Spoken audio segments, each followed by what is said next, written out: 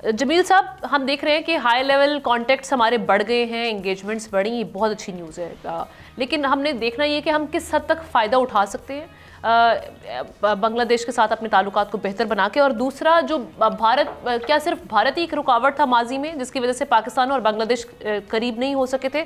और साथ ही साथ ये कि भारत का आप दोबारा इन्फ्लुएंस तो नहीं देख रहे वहाँ पर आने वाले दिनों में, इन फ्यूचर? जी, इसको तीन हिस्सों में मैं बता देता हूँ मुख्तसर करके। यस, भारत कोशिश कर रहा है अपना इन्फ्लुएंस बढ़ाने के लिए। भारत को जो सुबकी वहाँ हुई और जिस तरीके से भारत को वहाँ से निकलना पड़ा है, भारत को उसकी तवक्को नहीं थी। ये तो पहली बात हो गई। दूसरी बात की है कि बांग्लादेश और हमारे दरमियान ताल्लुकात को उतनी ही मजबूती मिल सकती है जितना कि हम चाहेंगे।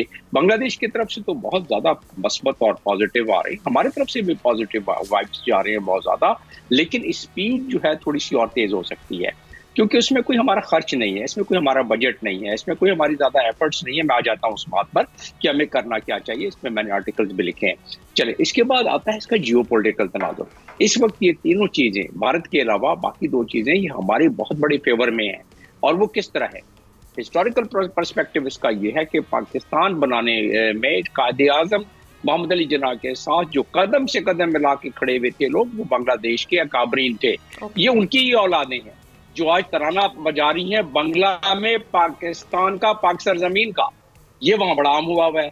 तो उसके बाद जैसे ही ये एक रेवोल्यूशन आया और डॉक्टर मोहम्मद यूनुस जब आए एज ए चीफ कोऑर्डिनेटर, उसके बाद उन्होंने जिन्ना डे मनाया है उसका। अच्छा, उससे क्या जाहिर होता है? उससे जाहिर ये होता है कि ये जो सेलिब्रेशन है, ये एक इस्तारे हैं कि उनकी आल औलाद, जिन लोगों ने ये पाकिस्तान बनाया है, उनके दिलों में वो जज्बा बाकी उनके डीएनए में है। वो तो जब उनके डीएनए में है ये, और वो अब इतना ज्यादा अपना हाथ आगे बढ़ा रहे हैं, और हम भी, प्राइम मिनिस्टर ने आपने देख लिया कि उनके बयानात, और फिर लेकिन ये एफटीए को आगे बढ़ाने में जरा इसमें थोड़ी सी और चौबकदस्ती करनी चाहिए, थोड़ी सी और इसमें हमें हिम्मत करनी चाहिए, थोड़ा इसमें ज्यादा हमें तवज्जो देनी चाहिए।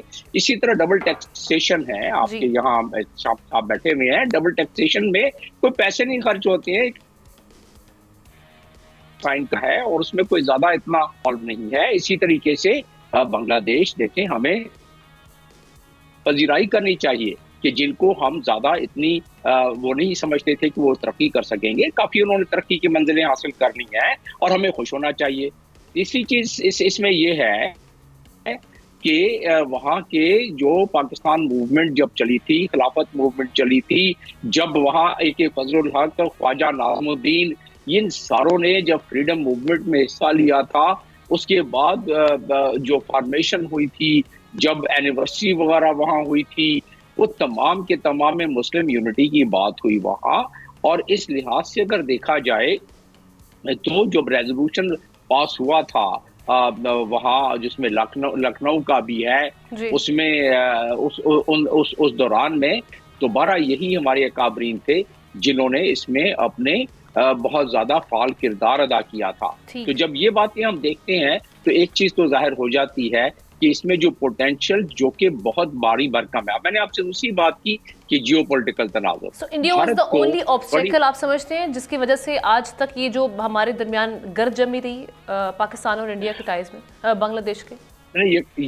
यकीनन देखें, जब मुफ्ती बानियों को आगे बढ़ाने वाला, हथियार प्रोवाइड करने वाला, उनको दवाम बख्शने वाला, उनको सारी स्ट्रेटेजिक प्लानिंग करने वाला, फिर 16 साल तक इंडिया के इंटेलिजेंस, वो उनके कहने पर उनके सेक्रेटरी लगते थे, उनके इंटेलिजेंस के कहने पर उनके बड़े बड़े जो ओहदे हैं उस हिसाब से पोस्टिंग ट्रांसफर होती थी। तो लोग तो बिल्कुल, जिसको कहा जाए कि काफी ज्यादा इस मामले में वो दिल बर्दाश्ता थे।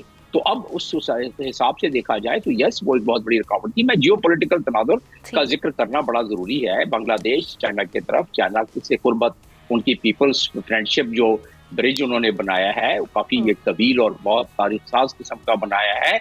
जबकि आप देखें कि मालदीव से तो 1500 इंडियन ट्रूप्स को, यानी उनके फौजियों को जब निकाला मालदीव ने, और वो उसके बाद फिर इंडिया चाइना की तरफ चला गया।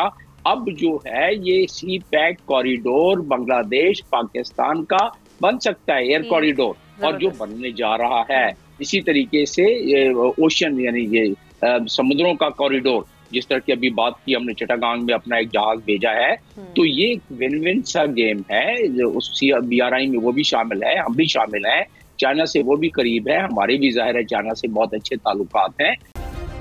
सब्सक्राइब करें और बेल दबाएं ताकि कोई खबर रह न जाए।